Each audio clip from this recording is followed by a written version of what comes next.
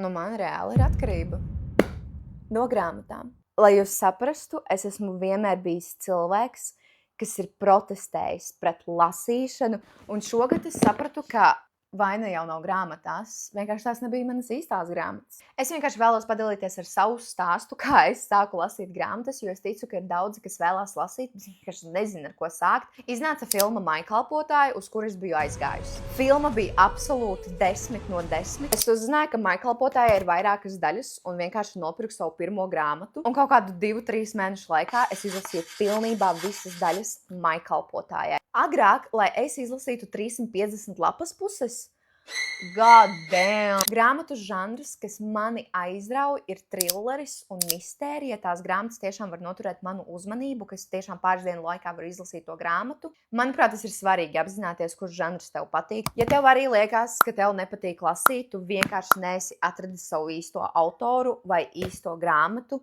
Frīdas grāmatas iesaku arī pamēģināt, varbūt izšaus. Bet es esmu priecīga, ka beidzot viens no maniem gada mērķiem šogad ir piepildījies, jo es kādus 3 gadus mēģināju sākt lasīt grāmatas, un es vienkārši nevarēju.